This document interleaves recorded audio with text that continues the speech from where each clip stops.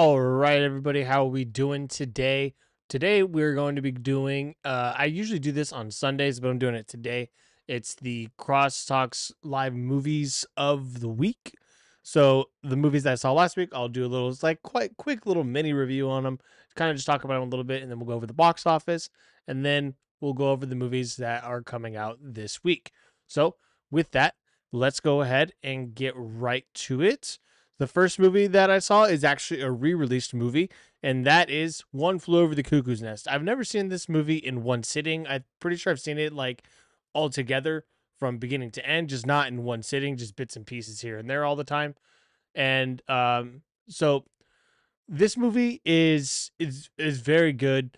It did feel a little bit slow at times, but it is also an older movie. I did feel maybe about 20 minutes probably could have been cut from it, but it has that effect where like there's funny moments and like you kind of find a way to relate to every character no matter what, and then there's just a huge twist and turning point in the movie, and then you just go, oh fuck.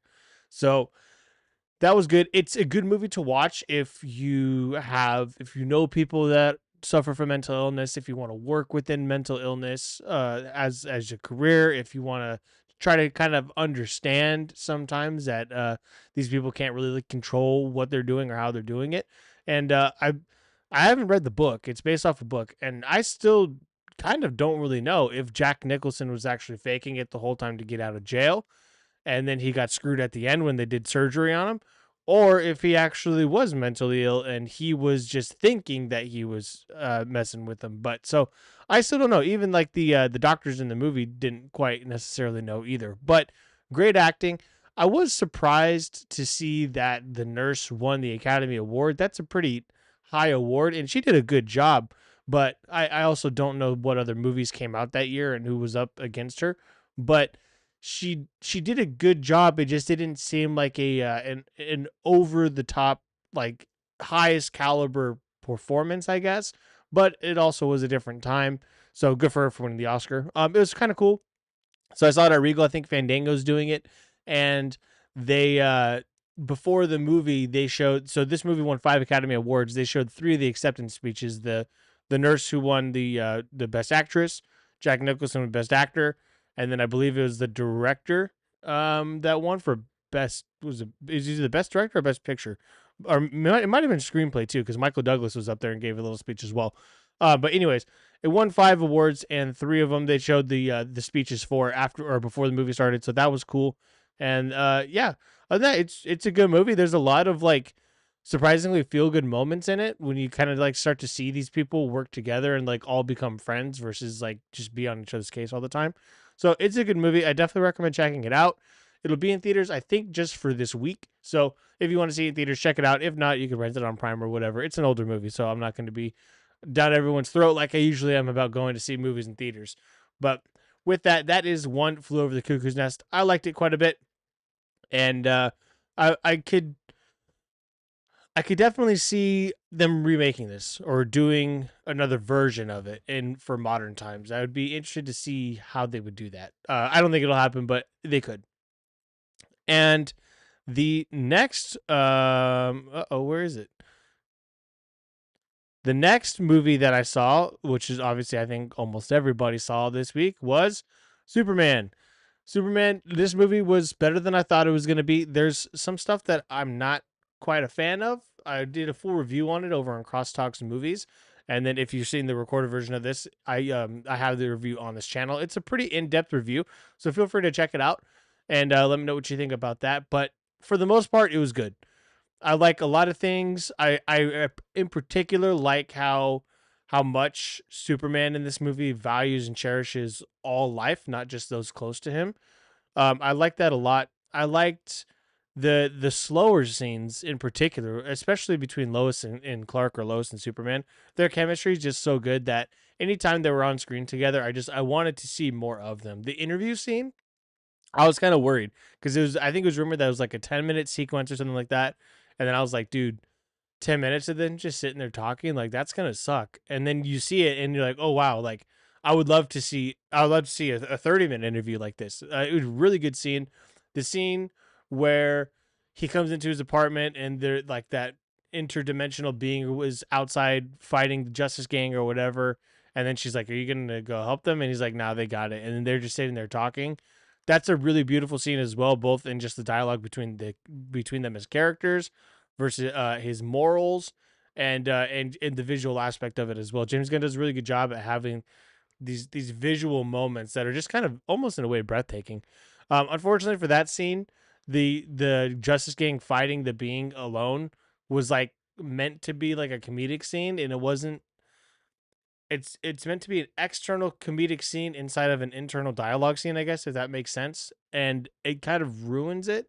But the way that I have chosen to see it is that, like, oh, she was worried that they couldn't do it, so she asked him to go help.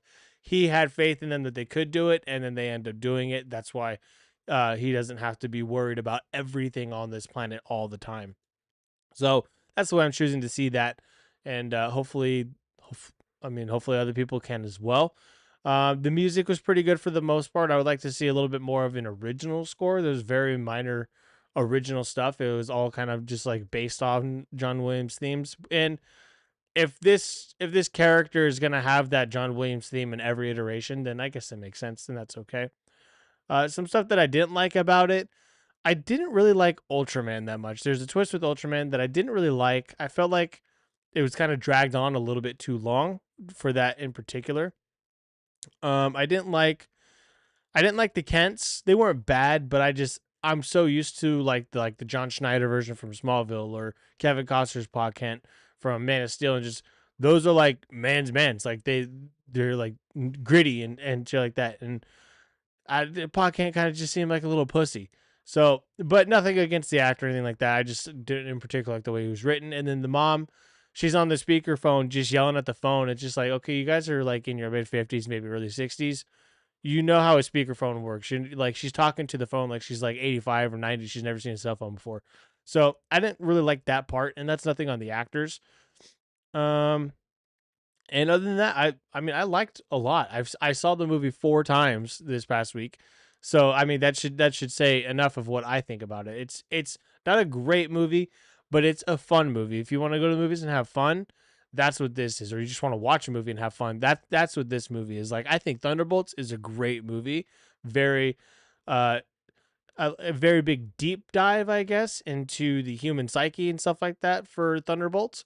And Superman doesn't do that, but it does dive pretty deep into the emotional aspect of human beings and how human Superman actually is, even though he's an alien from another planet. So there's that, but it's not like next level writing or anything like that. It's a lot of fun. It is like a version. A lot of people think comic book come to life. I think it's an episode of like the animated series come to life. So same kind of concept with that, and it's a lot of fun. I definitely recommend checking it out.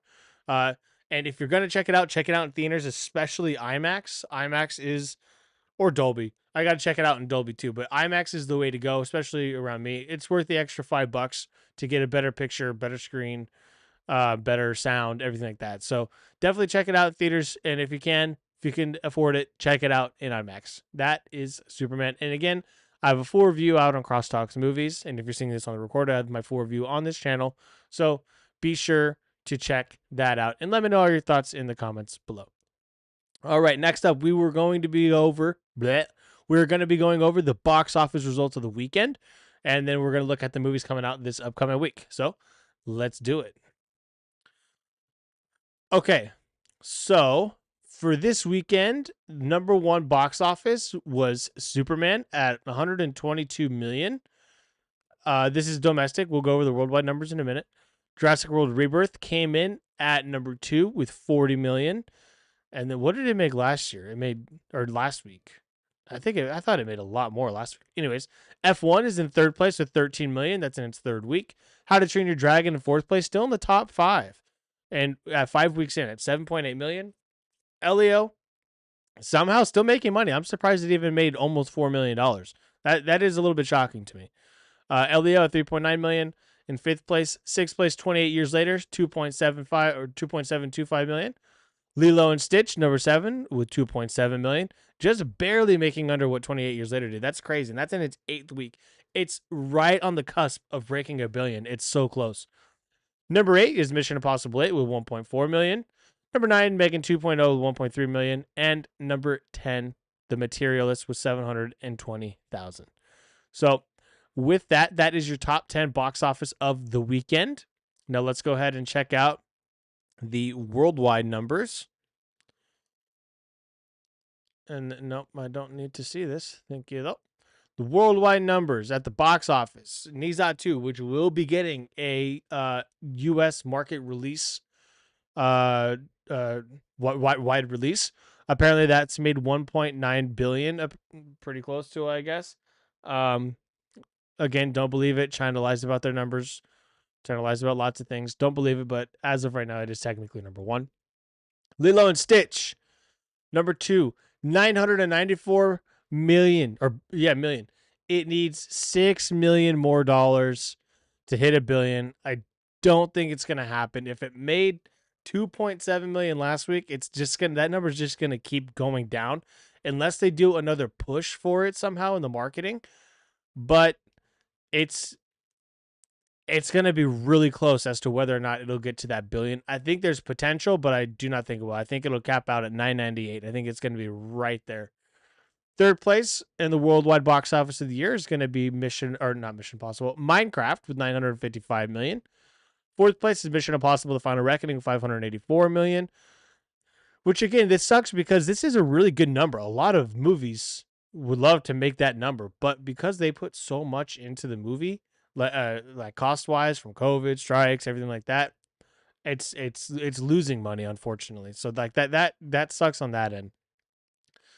Number 5, How to Train Your Dragon with 560 million. Jurassic World Rebirth with 529 million. Excuse me. So with Jurassic World Rebirth, it's its second weekend and it's over $500 million. I mean, it's made money in 2 weeks. I think it's going to have a significant drop this week and next week. It might have a little bit more of a rise this week because there's not a lot coming out this week, which we'll go over in a minute. But Superman might hold the cake for that next week as well. 7 is going to be Captain America: Brave New World at 415 million. 8 is F1 the movie at 393 million. That'll probably will it break 400 million? It might break 400 million in the next 2 weeks. Thunderbolts at number 9 with 382 million. Its theatrical run is now done. And Sinners, 365 million. Its theatrical run is now done. But Sinners being in the top 10. So you got 1, 2, 3, and then soon to be Superman, 4. 4 of the top 10 are going to be from Warner Brothers movies. Where is Superman in this, by the way? How is that not? Oh, here it is. It's number 12. Okay.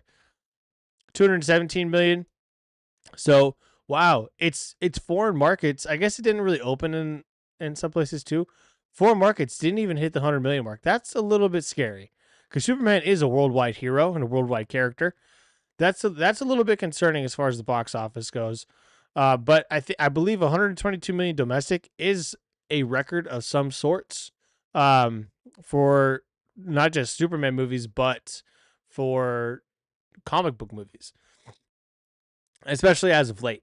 So that it's a little concerning that it's not in the top 10 in its first weekend, honestly. But I think it'll cross it. I think it's not going to have a lot to go up against this weekend.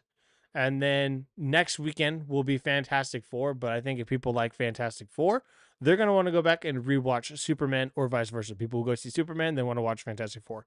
So Superman could have a good month, but it is a little concerning that it only made 95 million worldwide, or I'm sorry, in the foreign markets. That's because usually around 50 to 60% drop is what the second weekend does. So we will see how it does this upcoming weekend. There's not a lot coming out. Like I said, we're going to go over in a minute, but I was expecting a little bit more. I'm shocked from the domestic numbers, but I was expecting more from the foreign numbers. So with that is your box office worldwide or what movie has made the most so far this year, and also the domestic box office of this past weekend.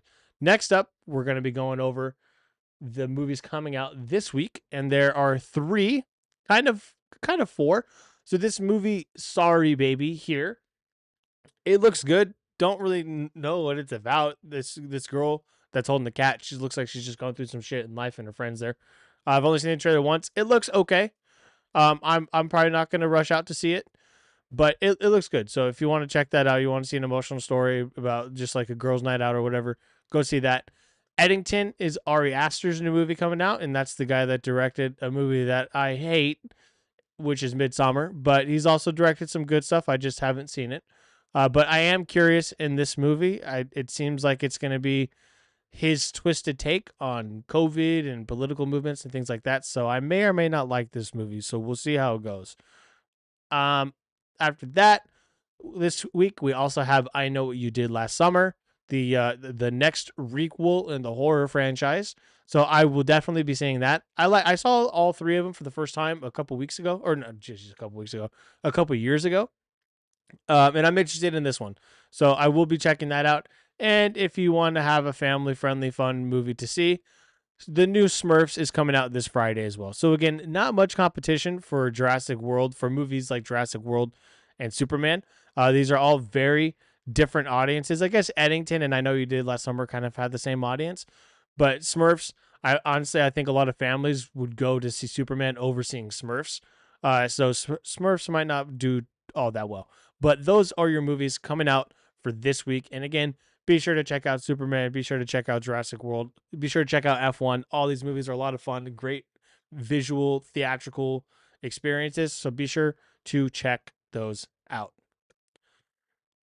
And all right, that is it for me today. I'll be back in just a little bit to go over some movie news live. So thank you for watching, and I'll see you guys in the next one. Peace.